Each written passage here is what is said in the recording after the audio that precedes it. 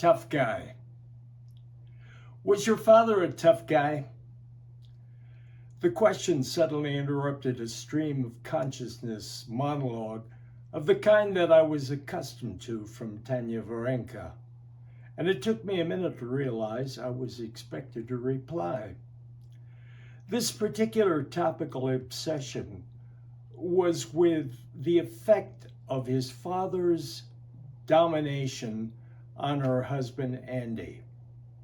A self-made business success and patriarch of a large family, Andy's father never found his youngest son's achievement while growing up as suitable causes for praise. He even regarded with suspicion Andy's adult career as a software engineer. His alternating verbal abuse and the withholding of approval were the sources, Tanya felt, of her husband's difficulties in nurturing and maintaining emotional relationships. Perhaps. I sometimes thought that Tanya had projected onto Andy the personality of her own father, a French immigrant, dry goods entrepreneur, whose personal decisions tended to be as hasty as his business choices were considered. For all practical purposes, he disowned Tanya when she became a professional dancer at 18 rather than going to college. A generation and 2 self-earned college degrees later, nothing more than an uneasy truce, supported by the rest of her family, existed between them. My own father had grown up with a dominant immigrant father who made a success in America as a Midwestern landowner. My father, Werner, had left school during plowing and planting time when he was 12 years old.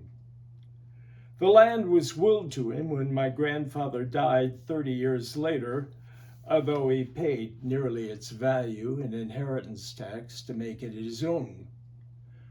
Of course, the investment that made it his land was much more than money. He had nursed it through the alienation of the Great Depression and the uncertainties of World War II, right up to the brink of the 1970s oil shortage, which sounded taps for the family farm, and then he died. To me, the 1930s are nothing but a few stories as frugally doled out as were the good crops during the decade. Significantly, I remember only the good fortune, the prairie fire that all the neighbors joined together to stop just short of the barn, that a nephew's carelessness burned down 5 years after my father's death. A tornado that ripped out a fence line, but spared the crop in the field. A dust storm that thrived all the way from Kansas, only to die out 5 miles west of the farm. I knew about the good years, invariably odd, and the bad years, invariably even. But even the brutal winters of 1932, 1934, and 1936 have in my mythology more of Currier and Ives than Jack London. My father told me of the essential differences between 1934 and 1936, in that in the former he made $50 and in the latter nothing. Still, I know that in the winter of 1934, he daily loaded the milk barrels on a sleigh and drove the horses through the woods to the nearest highway, because the National Farm Organization had blocked the local roads and were pouring the milk into the ditch in a vain attempt to raise prices by lowering production. I know that the good crop of 1937 provided at least some justification for my birth, which the bad crop of 1938 might have advised against. And there was always fresh milk, eggs, a lot of pork, less beef, vegetables, apples, cherries, grapes, pears, canned in the winter, and fresh bread, crusted when made by my mother, and soft when delivered by the Jaeger bread man. And I knew that I had underwear because I saw the feed sacks my mother used to make it. And I knew that there were others worse off than me because I saw some of them. Tinkers who would mend your pots and pans for a free meal and to be allowed to sleep in the hayloft. Gypsies in their wagons who were never encouraged to stop. And black men who came all the way out from Milwaukee's slaughterhouse because my father let them hunt in our woods and slaughter and dress a Poland China sow in the grove west of the chicken house. Is what I remember from the 40s and 50s before I left home forever really darker? Or does it only seem so because I personally remember it?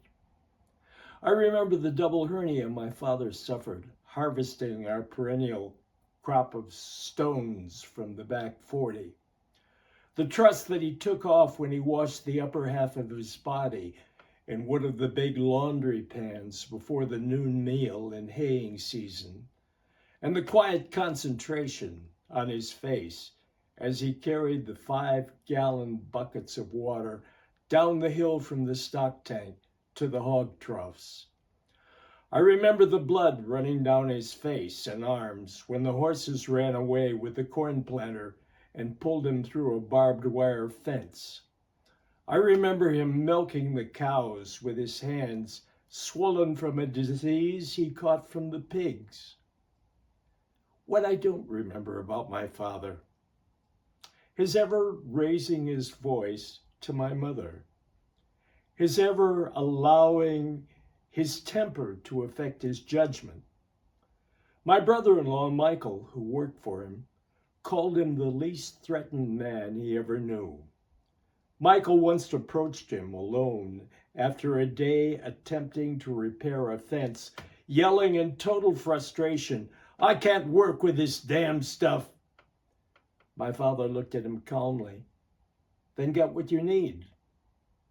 The word damn was such a rarity with him that I can remember the only time I ever heard him use it, followed by a half-embarrassed grin. I can also remember the only time he ever hit me, a slap on the bottom when he caught me sitting on a milk stool listening to the barn radio when I should have been feeding the cows. Not that he minded listening to the radio in and of itself. It provided him with the same adventure as the magazines he subscribed to and the book clubs to which he belonged. He brought the family's first television set at Christmas of 1954, 2 months after network radio ceased broadcasting drama. Maybe it was his sense of a world beyond the farm that made him take a test to qualify for an 8th grade diploma, which he accepted with gravity at the same ceremony during which my sister graduated. Maybe that's why he offered to pay her way through college, and later my way, although it's clear I had no idea what I was preparing for. And I remember this least demonstrative of men standing grinning at the sidelines during the Father's Day of both my high school and college football years, and when I quit, never mentioning it again. What did I learn from my father? It seems so simple now, hardly worth saying, really. The cows must be milked twice a day. 7 towns out of 10 is not a passing grade. You cannot promise them more quality time tomorrow. You cannot work twice as hard in the morning so that you can take the evening off. Milking twice a day is your responsibility to the cows and to the task. What else did I learn? Laying blame is pointless. A colleague of mine was fond of quoting a Zen proverb. When there is no solution, there is no problem. My father never studied Zen, but his life expressed that proverb. He lived all of his life in the township where he was born, and the longest time he ever spent away from it was the last 4 months of his life in the university hospital. It was in the hospital that he asked me if he was going to die. I have regretted for 50 years not giving him an honest answer to that question. I would like to have heard what he had to say on this subject, even as I hope my children will be similarly curious. Was your father a tough guy? Tanya Varenka asked again, and I returned from a distance of 50 years and 1,500 miles. Toughest guy I ever met, I answered, and we returned to the subject at hand.